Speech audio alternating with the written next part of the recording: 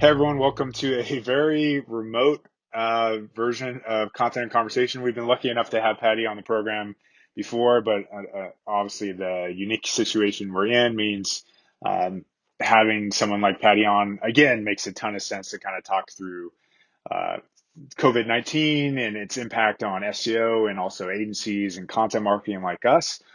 So excited to have you back on, Paddy. Thanks for having me back. It's different circumstances to last time we spoke. Even though we was remote last time, I think we could both go outside and go to a restaurant back then. So yeah, a bit strange now, but it's good to be chatting to someone else.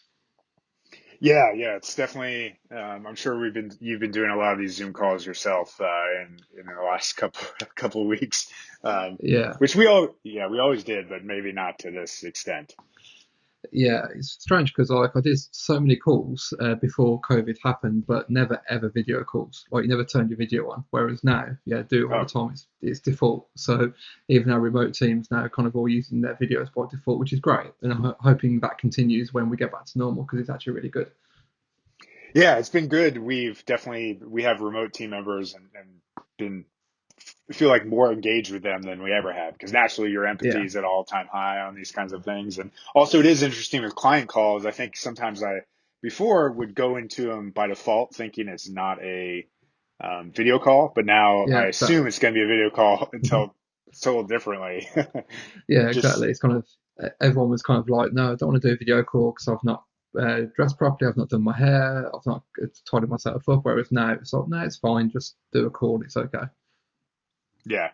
So I'm in a just like obviously those are all the very positive optimistic things about this, but like for a lot of people and specifically for agencies, it's been a brutal couple weeks to more than a month now. And um, it's definitely has been for us. And as these things are starting to settle, like we're recording this on Monday the 20th, we'll definitely try and publish this as soon as possible. But just like what's your current mindset? How are things shaking out with your clients and how you've been impacted? Like where does that sit today? Yeah, sure. So yeah, it's been been a rough 4 to 5 weeks or so, but it feels like we're finally settling a little bit now, both kind of as an agency, but also in the UK. It feels like people are starting to get used to lockdown and used to what it means. But yeah, the first couple of weeks were pretty rough. So we started out losing a couple of clients as we expected. A few clients kind of paused their marketing budgets, paused their retainers, and then gradually kind of it got worse and worse, and then eventually a couple of our really big clients did exactly the same, and that kind of hit us quite hard. We've had to use the UK government furlough scheme on its equivalent in the US as well. So it's great in some senses because it's meant that we've been able to get some government support so that we can get through this and keep people's jobs. Whereas if that support didn't exist, we'd be looking at layoffs and redundancies and that kind of thing, which obviously we don't want to do that. So we're quite lucky that we've been able to use that scheme, and we've used it for some of the team. And luckily, I can still do training, that can still do bits and pieces like that and keep learning. But generally, they're not allowed to do any client work. But yeah, it's been quite tough the last few weeks. But I think we're just starting to get to the other side of that now, where we're not out of the woods, but it feels like things are starting to settle just a little tiny bit. Still a long way to go, but clients are starting to get a little bit more comfortable, starting to take stock, starting to realise what they can plug back in and what they can still do. Hmm. Whereas the first couple of weeks, everyone panicked. Everyone's like, no, we just got to stop. We got to stop our budgets right now. Didn't matter what it was, didn't matter how big or small it was. Everything stopped. Whereas now it's starting to feel a bit more calm, and clients saying, okay, well, maybe we can't do this or we can't do that. So, yeah, it's been tough, but we're starting to get to the other side, hopefully. Now it doesn't get any worse. Yeah. Similar feeling, I guess. Before we go too further, I was curious for people in the U.S. and I think I can do the same for people in UK who aren't Mm, familiar. I'm curious what that equivalent. We have the payroll protection program here in the U.S., which yeah. is functionally, I think, covering 2 to 2.5 months of payroll, as long as you keep people on payroll for that time period. What is the UK equivalent of that, or is there? Yeah, Yeah. I think the equivalent is the government will cover cover 80% of a person's salary from Hmm. the 1st of March up until when the scheme ends. So actually, just Friday, the scheme was extended from the end of May to the end of June. So basically, the government will cover 80% of someone's salary through March, April, May, and June, if you want to use all of that. And then as a company, we can decide to top it up to 100%. So at Aira, we've topped it up to 90. So anyone who's been put on furlough, they'll still get 90% of their salary from before. So they lose a little bit of money, but not too much. And the government Hmm. cover 80% of that. So at the moment, they're planning on that being to the end of June. Lockdown is due to last another 3 weeks from today. So not surprising that they've done that. It may continue. So they've said, look, it's end of June right now. It may go further, but obviously we don't know yet if it's going to carry on or not. But we're quite grateful to have that support. Yeah, yeah, it's definitely. It sounds pretty close. You guys have. It sounds like it's a little stronger in the UK, at least as far as I understand it. But still, very blessed that this program even exists here in the US. And I know a lot of companies, as of this writing, have been let out to dry so far in terms of not being able to get it, which is Yeah. unfortunate. I think it's about to get re-upped. It might have been re-upped as we're talking, honestly.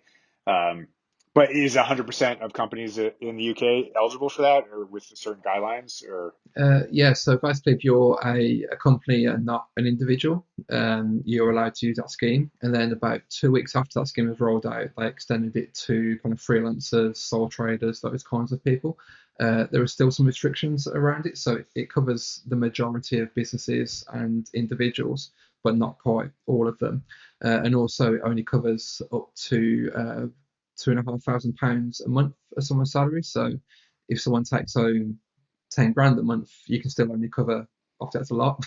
No one does. I don't. yeah, That's a really bad example. But yeah, they only cover up until £2,500 per month for that. So for most people, again in the UK, that's going to cover the average person's salary. And it gotcha. has been extended to freelancers and contractors as well. There are some subtle rules around it that are designed to stop people scamming the system and kind of taking advantage, but mostly it covers quite a few people. So yeah, it works out quite well. It sounds like it is slightly better than what you've got there in the US, in that the time frame and the amount it covers could be a lot bigger. But it sounds like it's the same kind of intention to try and keep people in jobs. Yeah, yeah. I mean, I'm sure they're inspired by each other, and people talked about this, or at least were looking at what other first world companies were or countries were doing with their decisions here. But overall, obviously, terrible situation overall. But am grateful to have that, and it does show the positive aspects of government for sure. But yeah, back on the non-government side, and I can't speak to that too fluently. Um, yeah, we pretty similar. Definitely saw immediate panic, and then basically a stabilization. We had several weeks where we're seeing some cuts from our clients, um, and recently, if we were knocking wood, last week was our first net positive revenue week, which was very exciting in terms of That's not great. losing a client. So Yeah, that was something to small celebrate. And then wins. with it, yes, exactly. And then with the PPP, or the payroll protection program in the U.S., we feel confident right now. I do think one headwind starting to notice, and like literally during this call, there's a possibility we could lose another client. I do think some of these bigger companies are moving slower. Like a lot of people that have been paying attention, you notice some companies will have done layoffs even last week, even though this has kind of been going on for a month. And I think that's often because they got to take time to budget this stuff, and they move slower by nature. Yeah. So I don't think, and as you mentioned, I don't think that is exactly a sentence I used last week was, we're not out of the woods on this.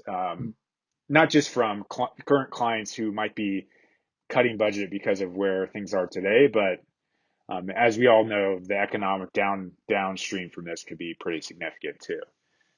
Yeah, exactly. And I think you're totally right around the larger companies and the small companies, because we saw the smaller to medium sized companies start to cut budgets very, very quickly, where the founders, the directors were very close to the day to day marketing work. And the larger companies, so our 2 or 3 largest clients who paused things, took about 2 to 3 weeks to do that from the start of the lockdown, sorry, not lockdown, the start of the crisis generally. And that's what hit us quite hard, because we thought we'd gone through the first couple of weeks and we'd lost a decent chunk of the revenue, but it was fine. It was bad, but wasn't horrendous, and we thought we could just keep going and not use furlough. and then all of a sudden the larger ones decided to pause things. And yeah, they're much larger, kind of FTSE 100 public companies, and you can see it just took them a little bit of time to forecast out what was going to happen. It was obviously a lot more people that they would need to furlough, so not just uh, 10 in a marketing team or across a company. Some of our clients have furloughed thousands of people, and that's obviously a much more kind of considered decision. They can't just send an email to do that; they have to speak to so many people. So we're hoping again now that the companies that we're going to do it would have already done it and would have started to actually make those decisions. But it wouldn't surprise me if a few more start to come, especially now in the UK, furloughs being extended. So some more companies may say, well, okay, I'm going to take advantage of it and use it because I've got a bit longer to use it now. If it was still at the end of May, that's only what, 6, 7 weeks away. So they may have just kept it going and got through to that point, whereas now they've got another 4 weeks of government support. So they may think, well, okay, I'll use it and take advantage of the budget that they can get. Yeah, that makes sense. One of the possible scenarios we're in, which I think people could consider or think about with their distribution of their own clients, is we have clients who are in travel. And I think there is a reality of not just the immediate punch in the face from travel that every travel client experience, but what are the long-term outcomes of this? Like it seems very likely it's going to be a year of less travel, at least in a optimistic way of describing it.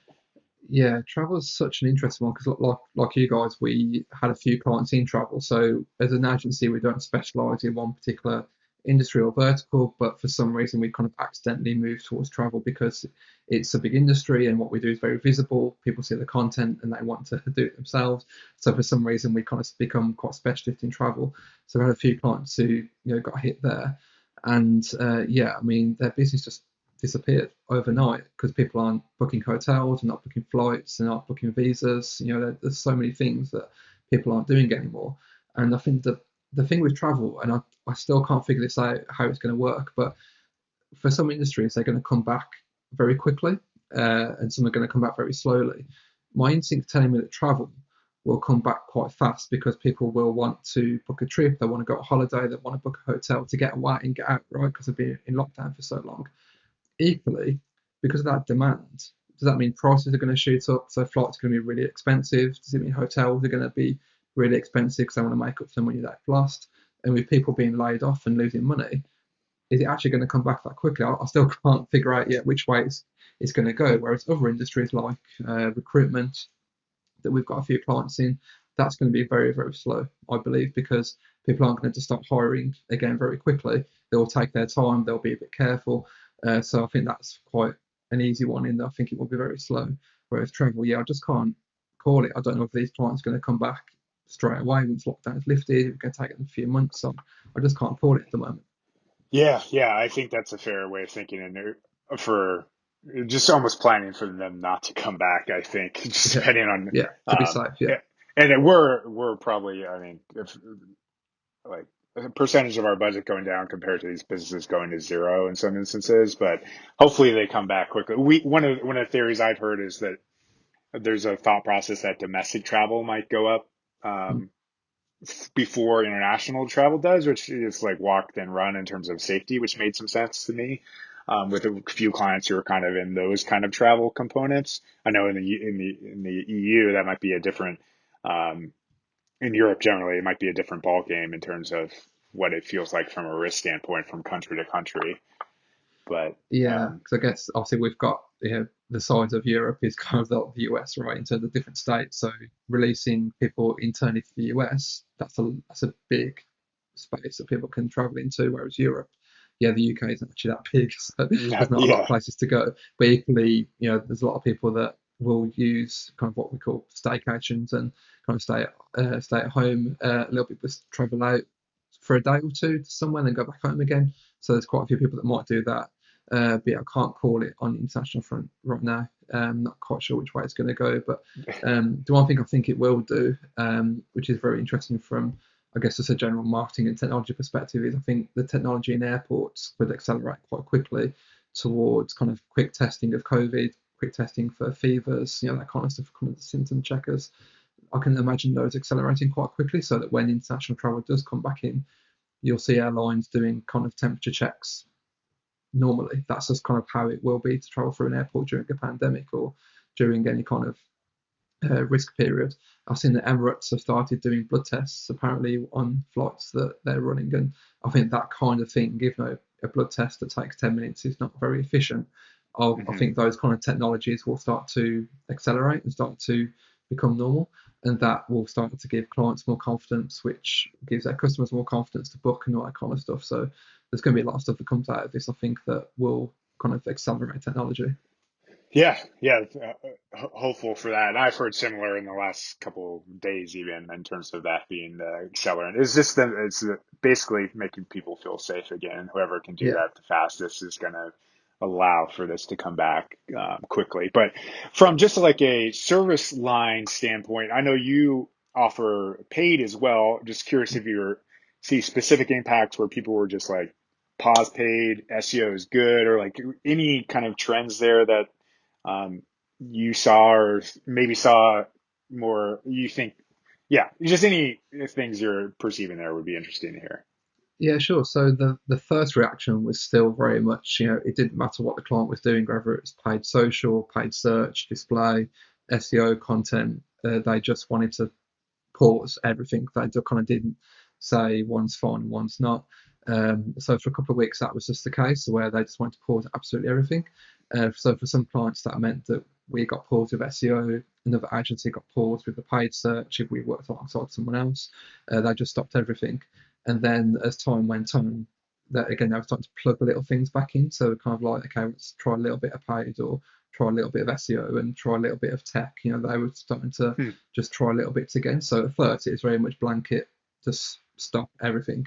And I think I understood that and why they were doing that, but still, I was thinking that's still not quite the right thing to do. You've got to be more measured than that. But equally, this is a huge thing where people are losing their jobs. So it's actually kind of like understandable why they were being so, I guess, panicked around the whole situation. Yeah. Whereas now, yes, they are starting to plug stuff back in. So we are starting to see paid come back a little bit, but again, not at what it was before. We're starting to see, interestingly with SEO, we're seeing some clients take advantage and say, well, let's get that tech thing done that we've been waiting for a year. Let's go and improve that bit of the CMS that we couldn't get done before because we couldn't get a dev resource. So they're starting Hmm. to do the kinds of things that they weren't able to do before for whatever reason. So we start to see that a little bit as well. Okay, so there's it might be an interesting like action item for people to see if they can push through some things that maybe they hadn't either, if they know the resources. Some people have lost resources obviously internally, but Yeah, if yeah. I think SEO is their new channel, then maybe there's a bigger piece of that pie, which is, I'm guessing, what's happening to your clients. yeah, exactly. There's one in particular that's quite a large travel client, so obviously they were hit very hard.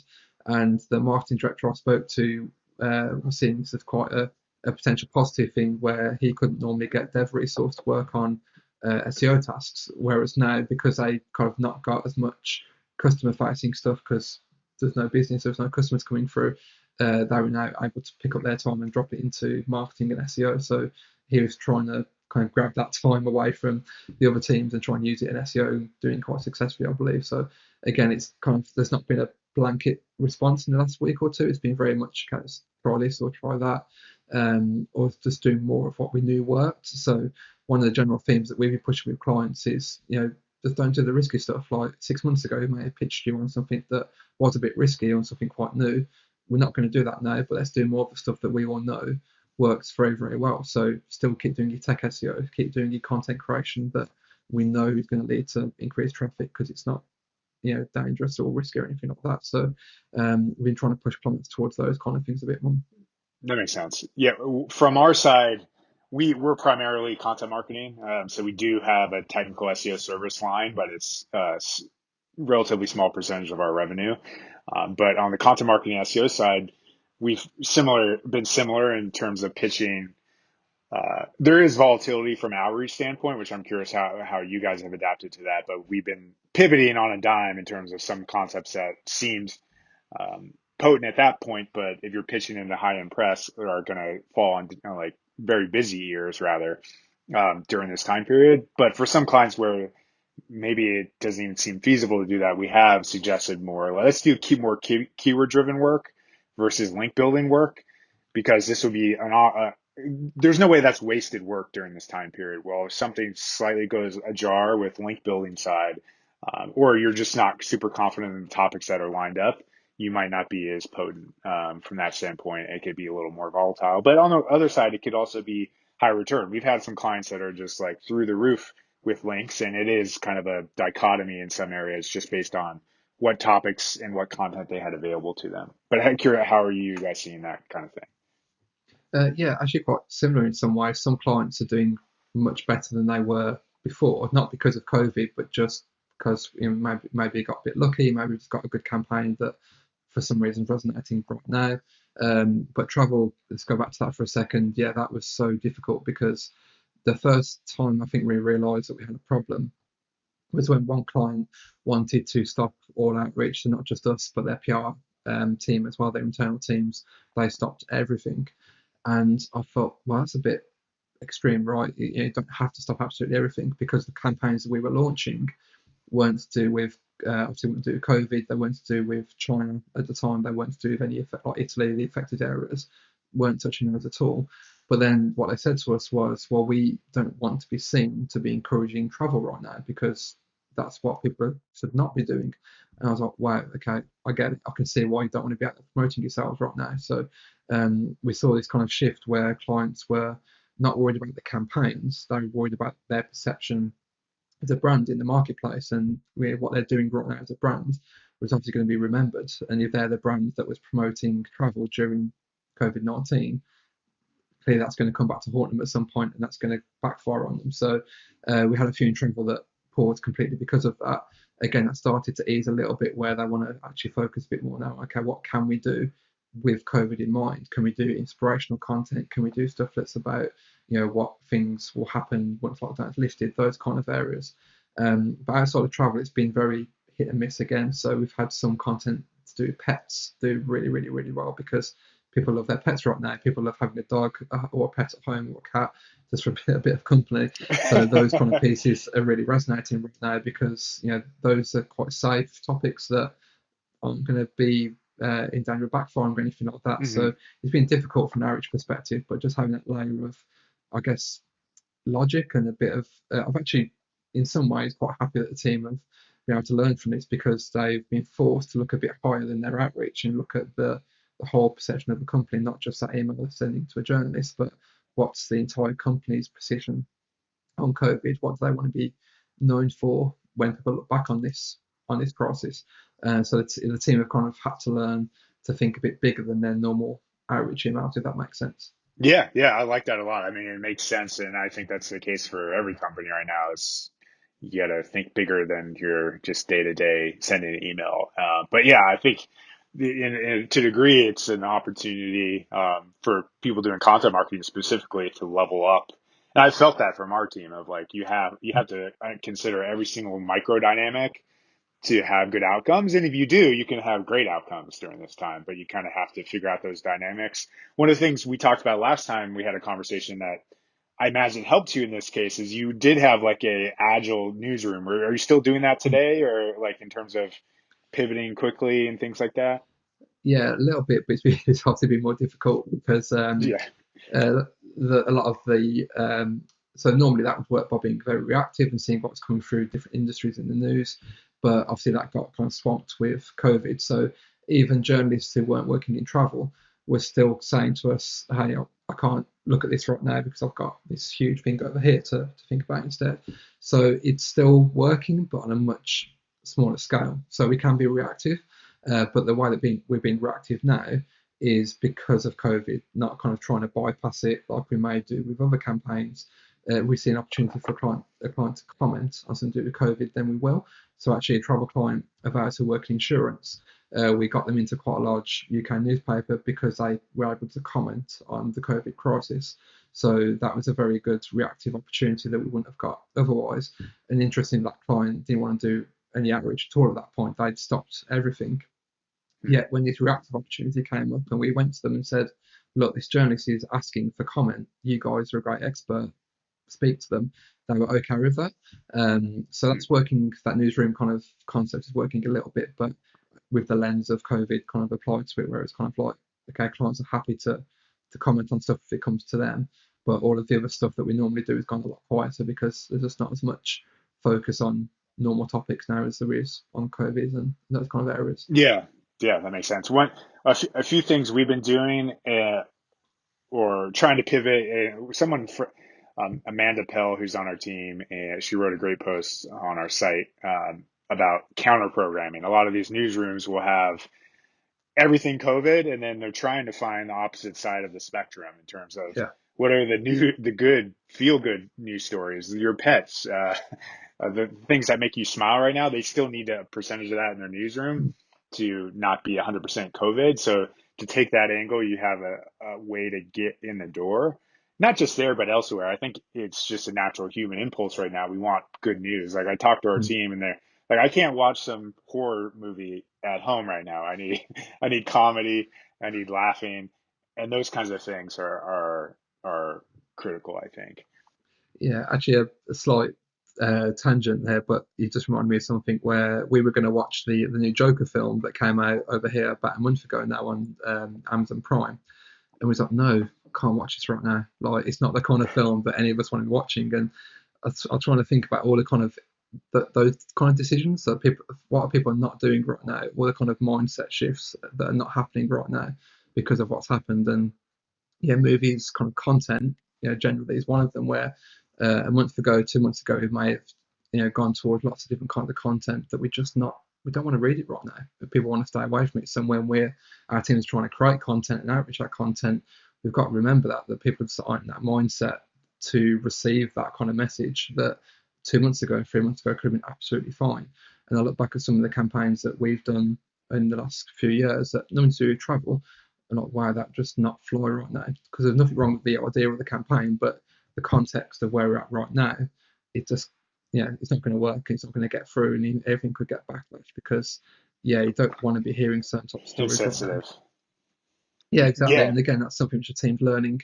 And again, I think overall it's a good thing for them to be realizing that and learning how to have this new, I guess, empathy with the journalists and empathy with readers of content and the customers essentially, because yeah, they need to be able to put themselves in their shoes and go, okay, if I was a customer of this client, or I see this content, how's that going to make me feel right now? And I think as agencies, as businesses, as humans, I guess, we've got to think about, how is that going to be perceived by someone. We don't want to be adding to kind of that Negative feeling. situation, making it worse. Yeah, exactly. And with content creators, we can do that. We can accidentally or deliberately influence what people read about. So we do need to be careful of it. Yeah, for sure. I agree with that. So as we get past this, I think hopefully the hard pivot, our internal, like we have to not panic, but make sharp changes to continue to deliver work for our clients.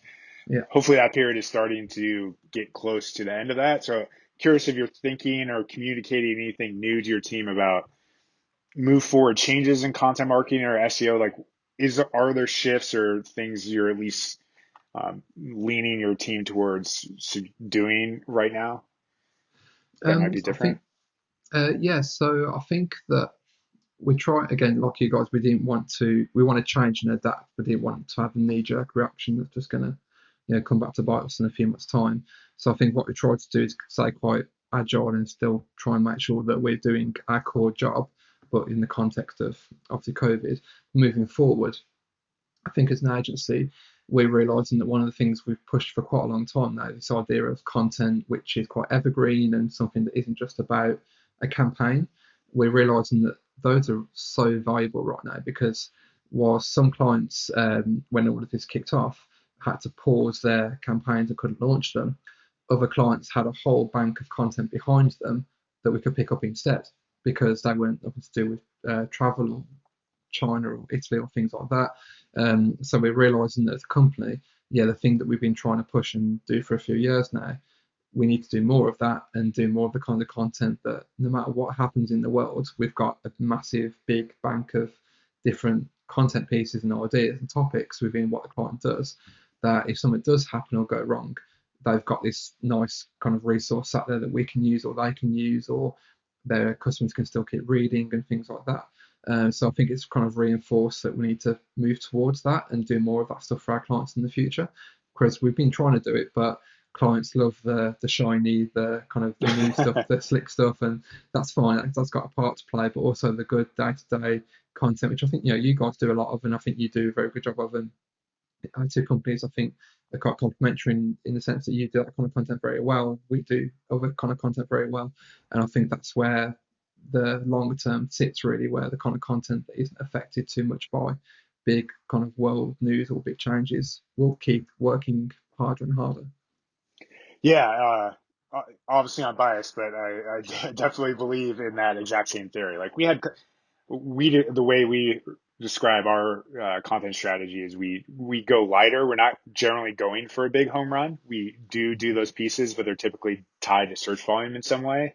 So that means we had a lot of content inventory for a ton of clients. So yes, we had things in the pipeline that we had to pivot on or stop on. But for many clients, we already had like work from home pieces ready to go. We had something on safety or activities with kids ready to go. Like those pieces, because we had built up that inventory, it was a relatively easy pivot for a lot of those clients for that reason. And I mean, I'm biased from a search standpoint as well, but yeah, I could see if you're trying to go home run, home run, home run, and even if those are evergreen big pieces, if you've only had an inventory of like five of those, it's a good chance one of those five just don't align to the time period. And but hopefully at least one of five would. But the more I think my general lesson of this whole thing, which is not shocker for anything, it's just diversification is everything. Mm. It's like that's the key for how number of clients you have, your revenue streams, your content that you have. It's this is shown. If you're in one thing, you could go to zero in some Yeah, situations.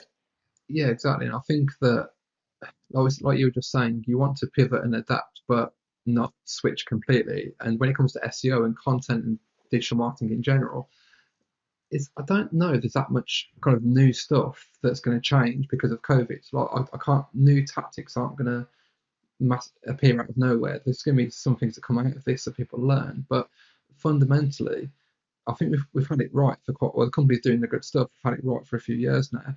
All this situation has done is show the value of that even more. Like I said, diversifying your business, whether you're an agency or a client, B2C, B2B, diversification is a good thing. We've known that forever, right? But this has proven, God, this is right. This is why. This is why it's actually a big deal and why you should focus on it. So I think what it's going to do is put the things that we've known under the microscope a bit more and show the value, like with content, the diversification of content. Yeah, we've known for a long time, and your team have known how important that is.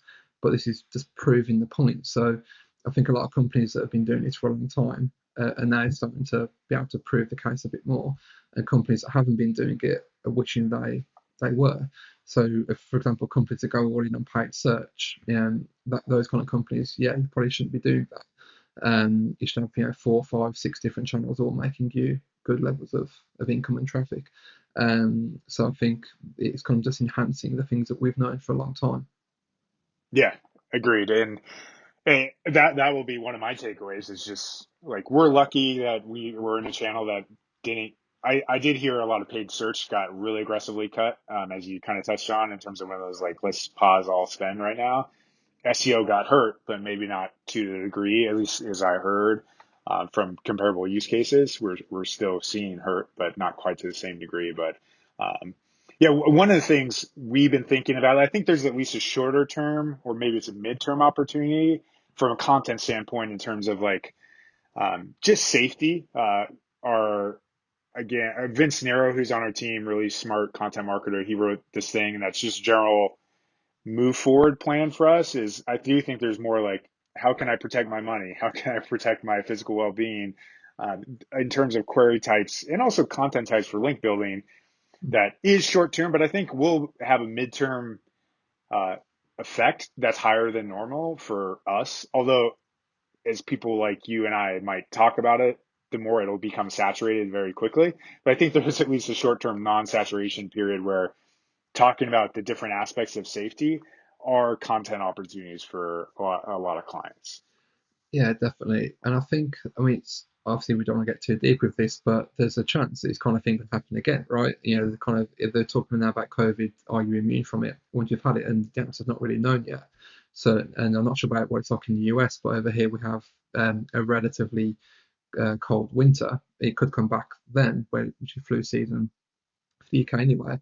So actually, those kind of content pieces, they could be relevant for a very long time. It could become seasonal, where the flu in the UK happens every single year. We know it's a thing.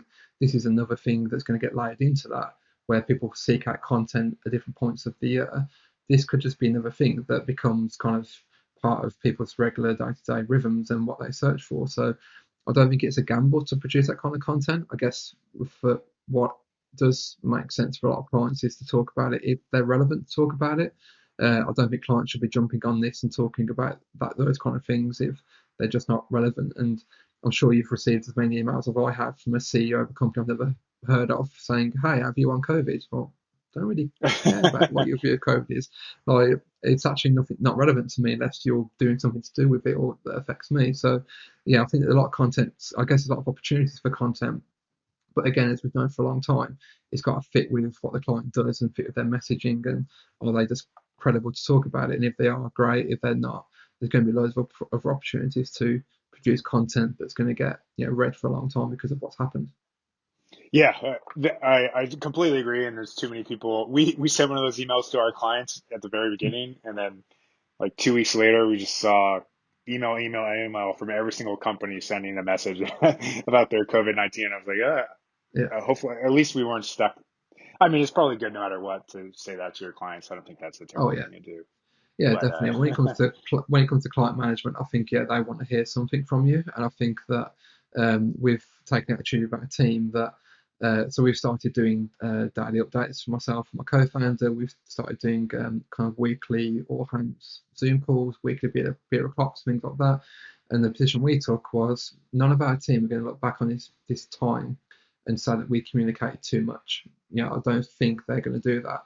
I don't think clients are going to do that if I think clients want to know you're there. Yeah, they may think occasionally, like, guys, I'm okay, but they're not going to look back and think that Siege Media sent me too many emails to ask me if I was okay. They're not going to do that. Whereas some brands, I think, are doing it just because everyone else is doing it and because they feel like they should, not because they've actually got something to say. So yeah, it's kind of interesting to see how different companies respond. But from a client's perspective, yeah, they want to know that you're still there and you're thinking about them. so we're similar to you. We've been doing twice a week updates. I was Mm. doing once a week email updates. And actually it's not funny, but we did get feedback that do you actually need to be this transparent about this?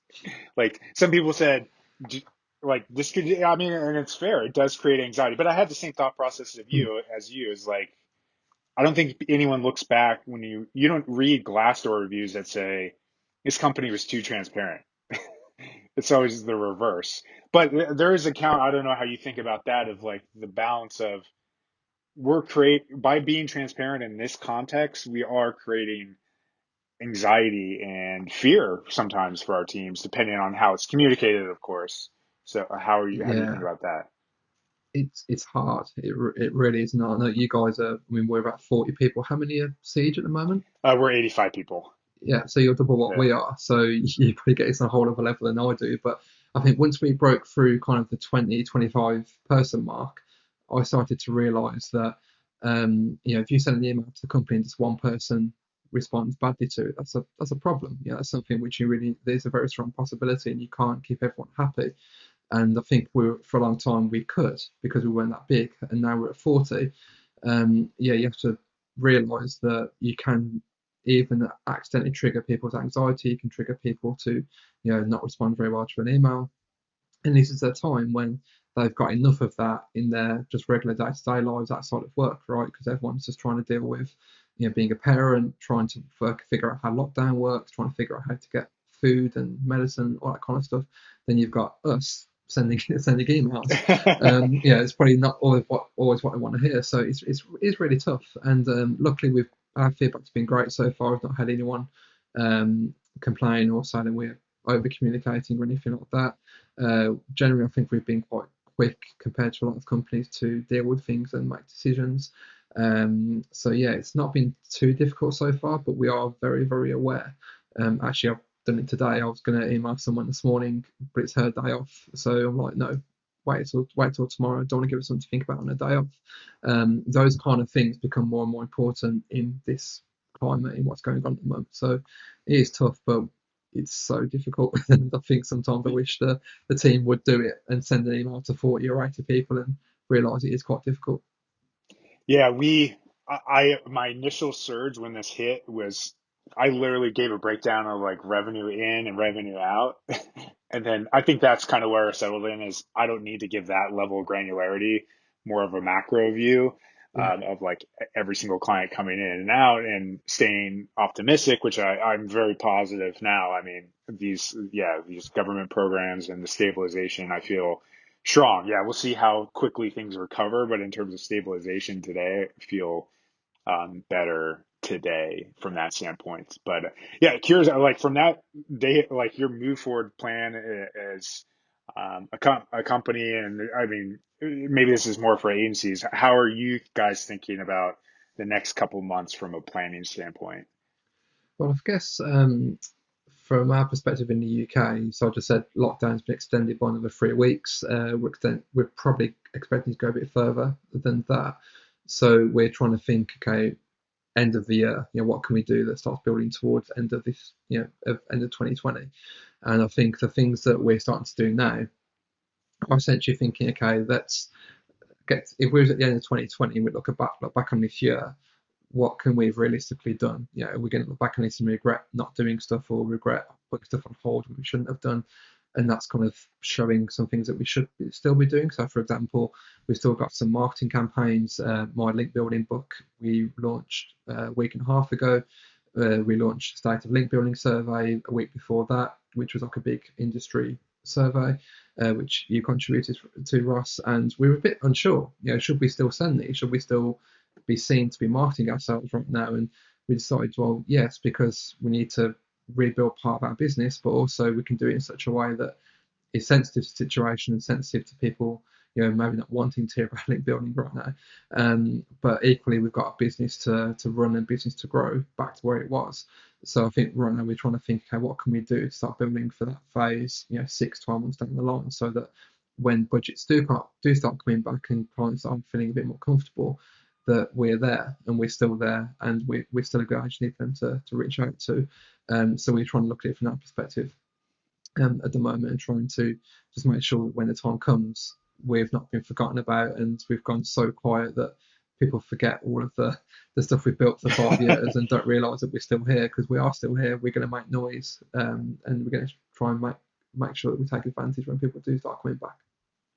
Yeah, I agree with that. We've been doing similar. I mean, if anything, on the agency side and content marketing, it's for us, it's been a natural cycle of now these people that in some instances have a little more availability. Let's just have them start doing it for Siege instead. So Yeah, we're yeah, exactly. ready to come out aggressively the other side. And of course, yeah, as you touched, I mean, I agree with the thought process. I do think people today, I even thought about it. This, knock on wood, will be our final piece of content on coronavirus. We've done a decent amount, and I know people are already sick of it. Like they want that counter programming now, and your content I mean, I don't know how you felt about this. From my perception of what I saw, it seemed like it did very well. I mean, those were awesome resources that you published in terms of the survey and the ebook. So maybe that was part of the component. But yeah, people want that content. They want a new. In our industry, counter program could just be normalcy, potentially. Yeah, yeah, exactly. And I think like clients, their customers are starting to get to the point where they don't want to hear about COVID anymore. They want to hear about what the company's actually doing generally, almost as a distraction. And some clients obviously don't lend themselves to that. Some clients can't not talk about what's going on right now. If you're a travel client, yeah, you can't exactly ignore it, but you can start to put out content that talks about the future and talks about what's going to come next. And so, from a client's perspective, I think just about being a bit smart about where you start to plug stuff back in, the kind of content that you create next. And where when clients are looking forward, I just think it's about, okay, what do we know is going to work because we've seen it work before, and focusing on those things. And going back to what I said earlier, this year looking forward for clients, yeah, we're not going to pitch them on big, shiny, risky projects. That now is not the time to do that. But they should start to switch back on the stuff that they know works and they trust. And that's for the clients. So that's what clients should be looking forward with and thinking about, I think. Yeah, makes sense.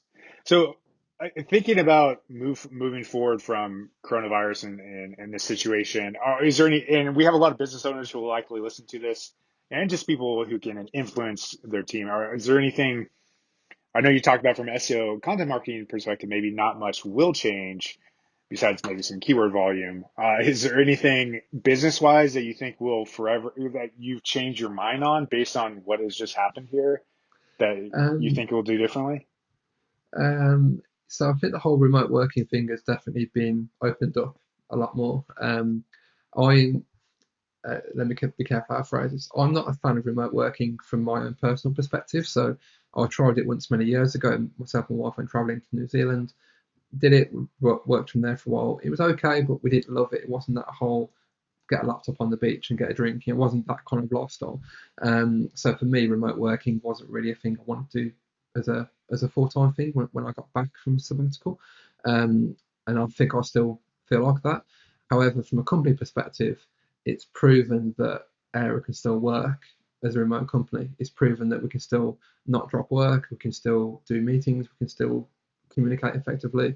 So I think for a lot of companies, including us, if a team now, or if individuals start saying to us now, oh, I think I want to work remote full time, that conversation will be far more open to now than we were even just 3 months ago because we've proven it can work. It's kind of, not sure if you read the Tim Ferriss the 4 Hour Work Week, but when he kind of evangelizes that, it's like just do it. Take a sick day, take a day off, take a week off, and prove that you can work remotely. Then go and pitch your boss on doing it. That's kind of happened now, where people have been doing it. And if they're good at it and they can show they've been good at it, then that's a far easier conversation to come to me and Matt and say, well, I've been doing it for 4 weeks, 6 weeks, 8 weeks, so why can't I keep doing it? So I think that will definitely change moving forward. Whereas, yeah, a few months ago, we probably wouldn't have entertained that as much as we certainly will now. But I think it's probably like it for a lot of companies, including you guys. I know you're probably a bit more spread out than we are. I think you've got more remote workers than we have. So that might have already been on the cards for you, I guess. Yeah, so we've already uh, been pretty work from home friendly with people where they Mm. can work from home 2 days a week. So it was a natural extension. But as you touched on, I start to question like, do we need all this real estate in these areas? So I do think we'll be more aggressive. One of the things I've been thinking about is kind of having a work from home graduation plan where if you're on the content marketing side, you worked with us for a year, you're proven, you have good results, and you've had good reviews in recent period, you can basically shift to work from home full time if you want to do that, and we'll be open to that. And similarly, maybe we want to do more shared desks. I know there's probably a cleanliness concern right now with that, but can we do we need all these desks when we could more people probably want to work from home after this? And is it, yeah, you can, I know that there's tons of people in our current offices that could work the exact same productivity, if not higher, from home. So why not lean into Yeah, that? And for us as a business, why not lower our overhead when you can see situations like this can kind of come bearing down on you? yeah, exactly. And I guess the other side of it as well, and be good to actually hear what you think on this, is from a client's perspective. So most of our clients are in the UK. We often go and see them face to face, and even though it's not a make or break decision that we go and see them face to face, it often plays a part in the process if you can quickly go and see them. Now clients themselves may realise, well, actually, this can work perfectly well across Zoom. So actually, clients may start to think, well, yeah, I can work with someone on the other side of the world, or I can work with someone who I don't see ever at all. Yeah, it'd be good to hear whether that's coming to your mind or you've got any thoughts on that at all. I haven't thought about that, but I mean, it makes sense that there's more comfort there. We do have these physical offices and we have a lot of clients in New York and a growing number in Austin, but weirdly, we don't have that many actually physically in place. There's definitely value from a business development standpoint, just shaking maybe not shaking hands anymore, fist bumping people, Yeah. that there wasn't previously. So yeah, I'm hopeful. I do think we'll continue to try and set ourselves up that way. But there will still be value in seeing people. I have no doubt in terms of building that trust. But things like this, I do think help. Like we can have a video and release a video and release a podcast and create that. I think one reason we've been able to accomplish that is we create a sense of trust because they Yeah. can see me, they can see our team, and hopefully we don't seem like liars over over these calls. Yeah, exactly. So a bit similar to remote working, right? You know, clients can get more comfortable with video calls than they were even just a few months ago. So it might open up a few more avenues. I think something it might open up for us is like the idea of hiring remote workers from day one. So rather than someone graduating, like you were saying there, to being a remote worker, you know, should we really be kind of cutting off that whole talent pool of people who are on the other side of the world, but can do a content strategy, they can do outreach, they can do technical SEO. You know, at the moment, we're not really set up to do that as an agency. We could do it because we've proven now that we can work remotely, but for us, it's never been part of the plan to have a remote team. And I know that there's companies like Upbuild over in the US, they're fully remote, and that just blows my mind. But now I get it, and now I can see how it can work. So I can see those kind of trends coming to the forefront a lot more. Equally, yeah, I just love being in the same office as people. I'm a bit of an introvert, so I get my energy from the people sat around me. And I'm like, yeah, my dog just doesn't quite cut it in the same way. I love it. I love him to pieces, but having my team around me, you know, that's how I enjoy my work. And I'm enjoying working remotely. I'm getting stuff done, but equally, I guess the last 10% of my role is about being face to face with people, and that's a bit I'm missing at the minute. So for me, Yeah. yeah, I can't wait to get back. Yeah, I mean, I think that's the case with a lot of people right now. That's been interesting. I think in my mind, I'm like, oh, everyone wants to work from home and not be in the office, but you get the opposite feedback that everyone's like juiced to get back to the office, at least from my vantage point. From so we've sort of thought that same thought process.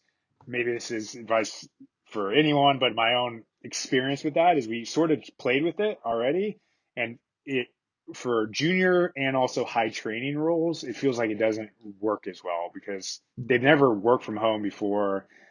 Maybe have roommates. You don't know how comfortable they are with those kinds of things versus a senior team like Upbuild. I think they likely all their team has several years of experience, is older. Um, they might be in roles where it's really about the skills of their technical SEO chops, and I'm sure they build efficiencies by being working together and running stuff off of each other. But as compared to I mean, I'm sure processes like this too. It's high training. Our design team specifically, that's where most of our remote team is right now because that's more you just have that skill, you've been trained on it, but we're Yeah. not going to add as much value to you. It's more you have the skill, and our design team will give you good feedback, of course, but it's not going to be as much like hand holding you to get to the end product. Yeah, I guess things like that, design like technical SEO as well, right? If you've got a lot of experience there, as difficult as technical SEO can be, once you've done it a few times, you get the process, you know what you're doing, you can just go off and get on with it to some extent. And a lot of technical SEOs I know just love getting their head down, um, taking an audit, just getting it done. Whereas, yeah, if you're just learning technical SEO, you're trying to learn how should access rules work. Yeah, that's probably not the easiest thing to do when you've not got someone sat next to you showing you physically how it works and that kind of thing, and can be there to answer questions. So yeah, it's a really fair point, and I think yeah, more senior hires as well, been around a lot longer, they can ask for remote working a lot easier than a more junior person as well. Yeah, they have more leverage for Yeah, sure in the yeah, hiring exactly. Yeah, process. yeah, um, yeah, so this has been great, Patty, and hopefully there's been some useful things here for people in thinking about this from whatever side of the business equation they are. Is there, I mean, we talked kind of through this conversation as kind of a final thought. Do you see anything kind of changing I mean, you talked about the business side and more people work from home. Is there anything that you're taking with you from this situation that you think will be lasting, that you think, or other things you think more businesses or SEO people should be thinking about right now? I think I don't know if it's forever, but the one thing I think could be quite long lasting is the effect this all had on freelancers and contractors. So not remote workers, so people that just kind of work for themselves as individuals. Um, I'm a bit biased. My wife is one; she's been hit very very hard and lost all of her clients. But I know a lot of freelancers who are exactly the same, and I'm a bit worried that last year, the year before, felt like the rise of the SEO freelancer a little bit. So technical SEO, outreach people, there seemed like there was a lot kind of going freelance and working for themselves.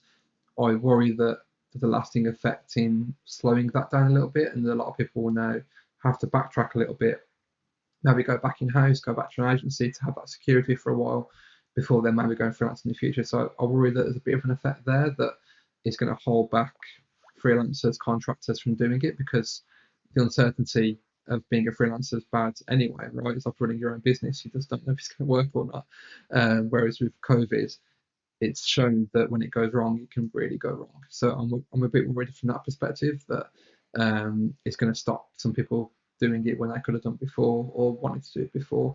But hopefully that won't be a long, forever lasting thing. But I think that kind of thing could have a negative effect on the industry. Yeah, I mean that's a fair point in terms of the supply. I do think for businesses, we're all thinking like, do you, what headcount do you absolutely critically need? And in some Mm. ways, the flex up of a freelance relationship does feel more comforting because, as Mm. for the exact reason you just mentioned, you can cut it down and not feel agony. Like it hurts, you hate sending that email to someone, but it's a lot less painful than laying someone off. Yeah, definitely. And like we've been through that process of cutting costs in the last few weeks, as a lot of people have, and yeah, that lot of freelancers, yeah, it's not as painful to cut as full-time staff, and that's horrible to think about, but it's the way that it is. But from a freelancer's perspective, obviously they're on the receiving end of this from multiple clients, so it could hold them back a little bit.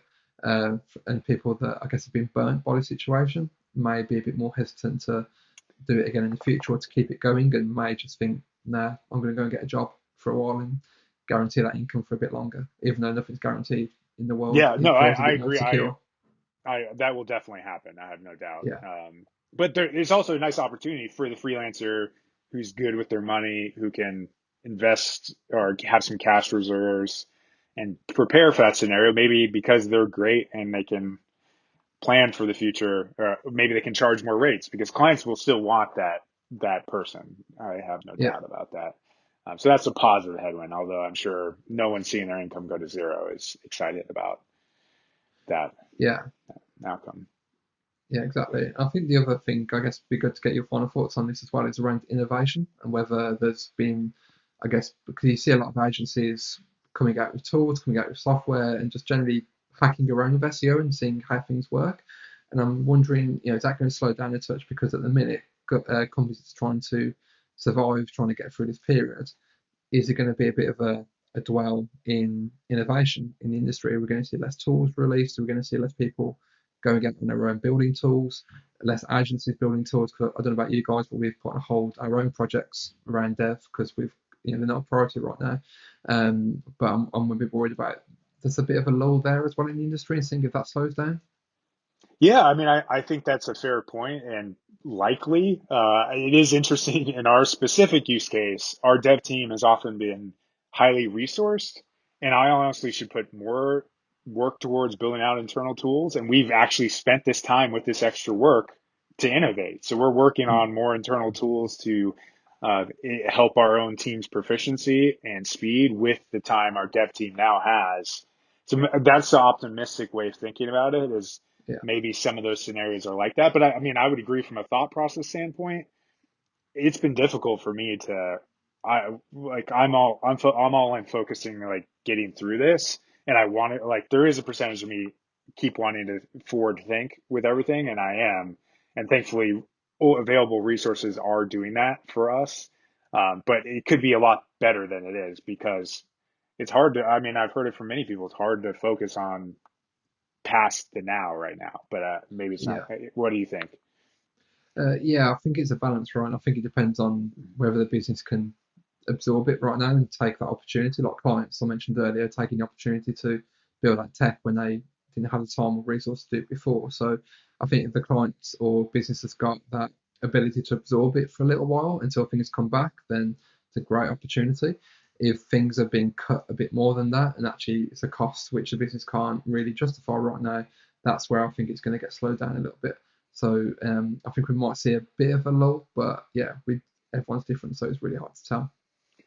Yeah, I mean, it's part of I guess the negative is at the big company side, that might be the case, but maybe the optimistic is a lot of small companies hopefully will come out of this that sort of just started their thing and their productive, hopefully productive time, where we'll look back at this period and there'll be a lot of great things that came out of it. I'm already looking forward to there'll be a new wave of movies and TV and stuff like that that'll document this period. And obviously, it was a really painful one. It's still painful, but I'm sure there's going to be some great art that comes out of it in a more positive way of framing it. Yeah, there's going to be a lot of people that are able and privileged enough to use the time constructively and use it to learn stuff and do cool things. Obviously, there's a lot of people who can't do that, but yeah, on the plus side and the optimistic side, yeah, there's going to be a lot of stuff that comes out of this, and also kind of innovations generally in society that are going to be really cool, and people kind of being forced into this a little bit have to come up with stuff that contributes and helps things get better. So that's probably going to happen as well.